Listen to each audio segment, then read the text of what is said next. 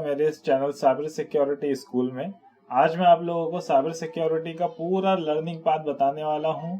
आप लोगों को मैं बताऊंगा साइबर सिक्योरिटी सीखने के क्या क्या सोर्सेस है, साइबर सिक्योरिटी में कौन कौन से लॉज होते हैं, उसमें क्या स्किल्स होने चाहिए साइबर सिक्योरिटी सीखने के लिए, और साइबर सिक्योरिटी सीखने के बाद आप कौन कौन सा जॉब ले सकते हैं, पूरा करियर आप कैसे बना सकते हैं, क्या क्या करियर के ऑप्शंस है, वो सब। दोस्तों स्टार्ट से लेकर के एंड तक मेरे इस वीडियो में बने रहना। मैं आप लोगों को बहुत अच्छी अच्छी जानकारियां देता हूं और नॉलेजेबल जानकारियां देता हूं, बिल्कुल बेकार सी जरा भी फालतू की चीजें नहीं बताता। दोस्तों चलिए जरा भी टाइम वेस्ट नहीं करते हैं और शुरू करते हैं। दोस्तों मैं आप लोगों को पूरा एक प्रेजेंटेशन मैंने बनाया हुआ है, बहुत मेहनत लगी है, ध्यान से देखिएगा। दोस्तों सबसे पहले मैं आपको बता देता हूं कि हैकर्स कितने टाइप्स के होते हैं। ये देखिए दोस्तों, हैकर्स के 3 टाइप्स होते हैं। एक होता है व्हाइट हैट हैकर और इन्हें एथिकल हैकर भी कहा जाता है। White hat hackers private organisations या गवर्नमेंट्स के लिए काम करते हैं। इनका काम होता है कि सिस्टम में जो भी लूप होल हो या फिर कोई बग हो उसे फाइंड करना और सॉल्व करना, ताकि कोई बुरा हैकर कंपनी के सिस्टम को हैक ना कर सके। वहीं दूसरे हैकर्स जो होते हैं ब्लैक हैट हैकर्स होते हैं। ये हैकर्स क्या करते हैं कि कंपनीज, ऑर्गेनाइजेशंस और गवर्नमेंट के खिलाफ काम करते हैं। ये साइबर सिक्योरिटी के रूल्स को थोड़ा सा भी फॉलो नहीं करते दोस्तों। फिर तीसरे नंबर पर आते हैं ग्रे हैट हैकर्स। ये हैकर्स ना तो किसी को नुकसान पहुंचाने के लिए काम करते हैं, ना ही कोई प्रॉफिट जनरेट करने के काम करते हैं।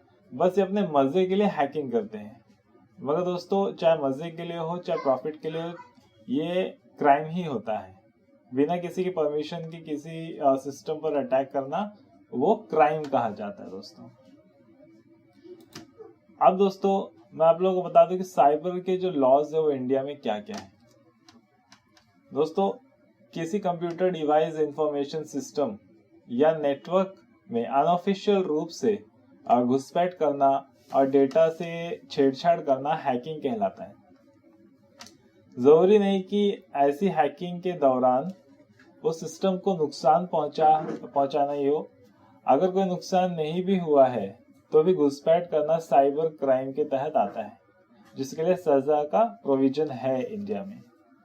आईटी एक्ट 2008 की जो सेक्शन है 43A, सेक्शन 66, आईपीसी सेक्शन 379 और सेक्शन 406 के तहत क्राइम साबित होने पर 3 साल तक की जेल या 5 लाख रुपए तक जुर्माना हो सकता है दोस्तों।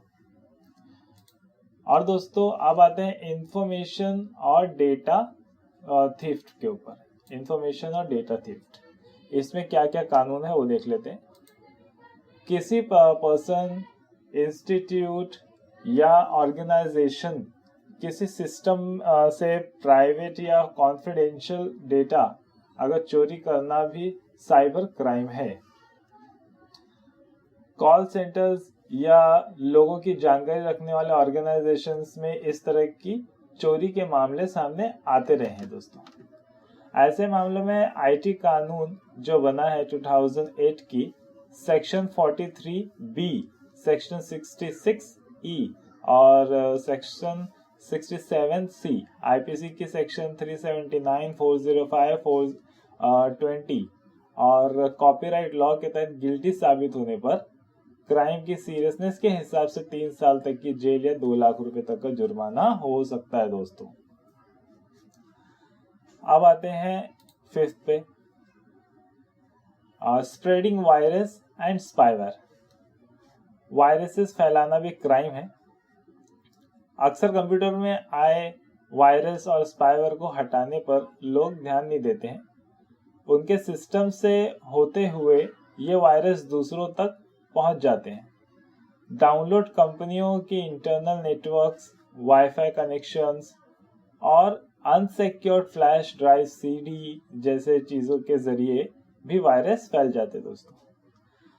लेकिन आम लोग भी कानून के दायरे में आ सकते हैं अगर उनकी लापरवाही से किसी के सिस्टम में कोई खतरनाक वायरस पहुंच जाए और बड़ा नुकसान कर दे, इस तरह के केस में आईटी एक्ट 2008 के सेक्शन 43C, सेक्शन 66, आईपीसी के सेक्शन 268 और कंट्री की सिक्योरिटी को खतरा पहुंचाने के लिए फैलाए गए वायरस पर साइबर टेररिज्म से जुड़े सेक्शन 66F भी लगाई जाती है दोस्तों। अगर गिल्टी प्रूव हो गई तो cyber war and cyber terrorism से जुड़े मामलों में उम्र कैद का प्रोविजन है, जबकि और मामलों में 3 साल तक की जेल या जुर्माना हो सकता है दोस्तों। अब आते हैं 6 पर। आप देखेंगे कि साइबर ये जो सिक्योरिटी है कि इसमें जो करियर होते हैं वो क्या क्या होता है और आप कैसे बना सकते हो, क्या क्या पोस्ट है इसके अंदर दोस्तों। सबसे पहले तो है पेनिट्रेशन टेस्टर, जिसमें आपको 3 लाख से 5 लाख रुपए तक का सालाना सैलरी मिल सकता है। दूसरा है साइबर सिक्योरिटी इंजीनियर, जिसमें भी आपको 3 लाख से लेकर के 6 लाख तक का सालाना पगार मिल सकता है। तीसरा है साइबर सिक्योरिटी एनालिस्ट का पोस्ट, जिसमें 2.5 लाख से लेकर के 4.5 लाख रुपए तक का पगार मिल सकता है। चौथा है साइबर सिक्योरिटी मैनेजर का पोस्ट, जिसमें 7 लाख रुपए से लेकर के 12 लाख रुपए तक का सालाना पगार मिल सकता है। पांचवा है इंफॉर्मेशन सिक्योरिटी मैनेजर, इसमें 7 लाख रुपए से लेकर के 16.5 लाख रुपए तक का सालाना पगार मिल सकता है दोस्तों।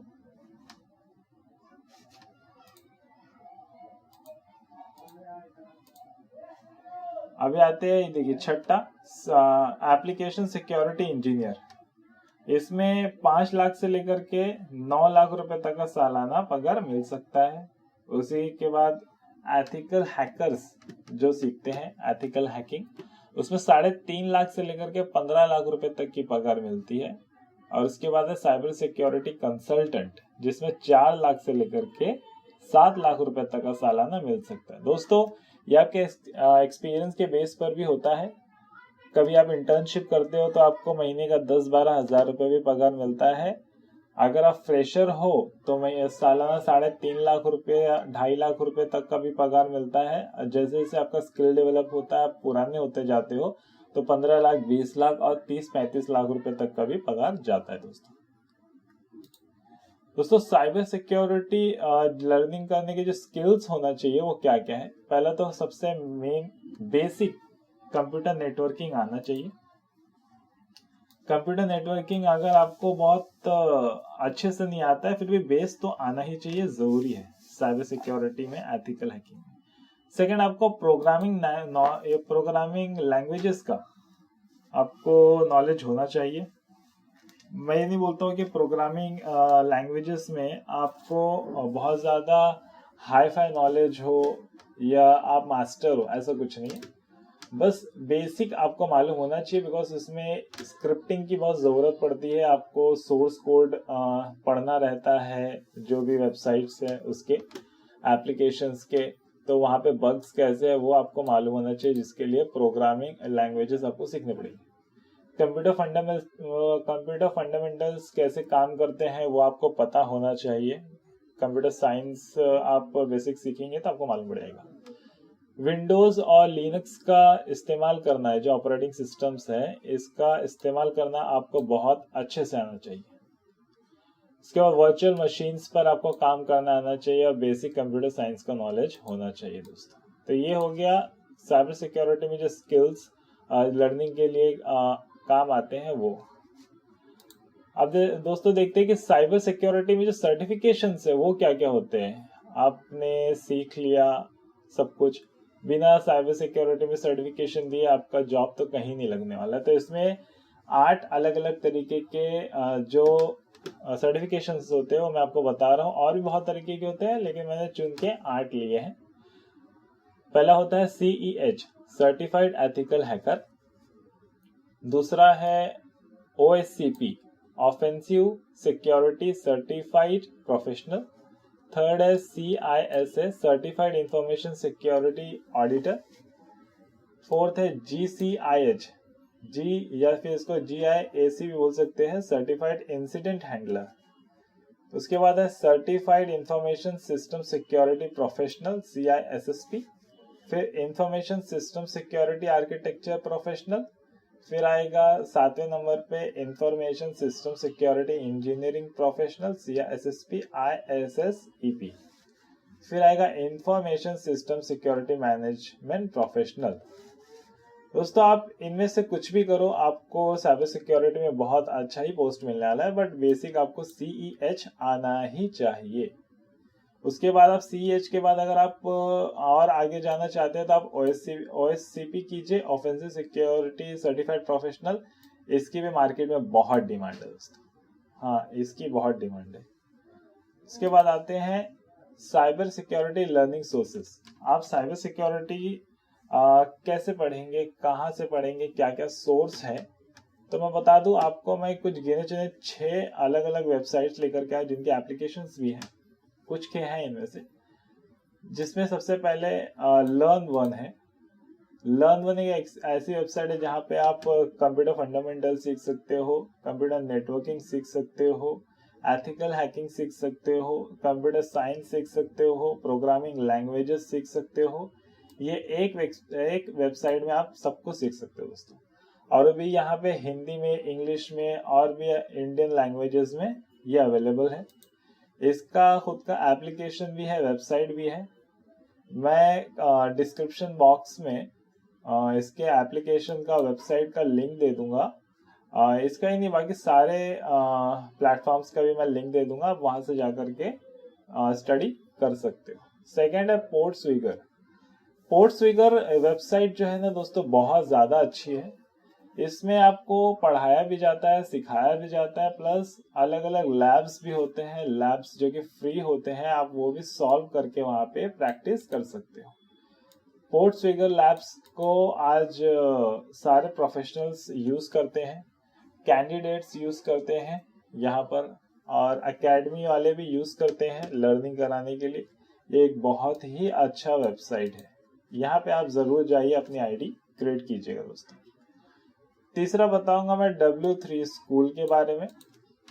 W3 स्कूल एक ऐसा वेबसाइट है जहां पर आपको साइबर सिक्योरिटी ही नहीं बल्कि बहुत सारे जितने भी प्रोग्रामिंग लैंग्वेजेस हैं वो सब यहाँ पे आपको सीखने के लिए मिलेगा, और प्रैक्टिस भी आप इनके खुद के वेबसाइट पे कर सकते हो, वो भी फ्री ऑफ कॉस्ट। फोर्थ है सोलो लर्न। सोलो लर्न की खुद की वेबसाइट भी है और एप्लीकेशन भी है जो कि प्ले स्टोर पे रहता है, मैं इसका भी लिंक दे दूंगा। सोलो लर्न पे आप सारे प्रोग्रामिंग लैंग्वेजेस, मशीन लर्निंग, ये सब सीख सकते हो दोस्तों। फिफ्थ नंबर पे मैं OWASP टॉप 10 को लाऊंगा। एक्चुअली ये 1 नंबर पे ही आता है, OWASP टॉप 10। OWASP टॉप 10 एक ऐसा वेबसाइट है कि वर्ल्ड में जितनी भी साइबर सिक्योरिटी में जो वल्नरेबिलिटीज आती हैं, जो भी मतलब लूप होल्स आते हैं, उनको ये कैटेगरी देता है 1 से लेकर के 10 तक का। जो भी क्रिटिकल वल्नरेबिलिटीज हैं वेबसाइट में, इंटरनेट पर, उसको ये कैटेगरी ईयर बेसिस पे देता है। यहाँ से अगर आप सीखेंगे OWASP टॉप 10 तो आप मास्टर बन जाएंगे। आप इस पे जरूर सीखिएगा, रोज आधा घंटा 1 घंटा इसको प्रैक्टिस जरूर कीजिएगा। OWASP टॉप 10 एक बहुत ही ज्यादा अच्छा लर्निंग पाथ का सोर्स बन सकता है आपके लिए। 6 है बकरॉड यूनिवर्सिटी। दोस्तों बकरॉड एक ऐसा प्लेटफॉर्म है जहाँ पे वर्ल्ड के प्रोफेशनल्स और ये आकर के यहाँ पे बग हंटिंग करते हैं। जो भी बग हंटर्स है, साइबर सिक्योरिटी एनालिस्ट है, जो भी साइबर सिक्योरिटी से जुड़ा हुआ है, यहाँ पर आकर के बग हंटिंग करता है। और ये खुद की यूनिवर्सिटी भी है इनका ऑनलाइन, आप वहाँ पे भी जाकर के फ्री ऑफ कॉस्ट सीख सकते हो। और सीख जाएंगे तो आप इनके ही प्लेटफॉर्म पर बग हंटिंग करके भी अपना प्रैक्टिस कर सकते हो और एक्स्ट्रा बग्स भी आप कमा भी सकते हो। फिर दोस्तों बुक्स, सबको मालूम है वेबसाइट्स, वीडियो, सब चीज अच्छी है, मगर बुक्स का काम बुक्स ही करता है। मैं आपको 2 बुक सजेस्ट करूंगा। पहला घोस्ट इन द वायर्स, ये मैंने अमेजोन का लिंक यहाँ पे दे दिया, डिस्क्रिप्शन पे भी दे दूंगा, वहां जाके डाउनलोड कर सकते हो। आप चाहो तो इंटरनेट से फ्री भी इसको डाउनलोड कर सकते हो। और नेक्स्ट है the web application hackers handbook. दोस्तों ये पढ़ लिया मतलब आप हैकर बन गए। इसका भी मैं लिंक दे दूंगा, आप इसे भी डाउनलोड चाहे कर लो, चाहे आप इंटरनेट से कोई सोर्स निकाल करके इसे भी इंस्टॉल डाउनलोड करके आप पीडीएफ फ्री में पढ़ सकते हो। अमेजोन से लेंगे तो कुछ पैसे लग जाएंगे। तो दोस्तों ये पूरा रोड मैप था जो मैं आपको बताना चाहता था। अगर आप इसके ऊपर काम करेंगे तो ज़रूर एक अच्छे बग हंटर बनेंगे, साइबर सिक्योरिटी इंजीनियर बनेंगे। दोस्तों मैं आपको ये देखिए सजेस्ट करूंगा कि आप ये सर्टिफिकेशंस जो है ये ज़रूर कीजिए सीखने के बाद।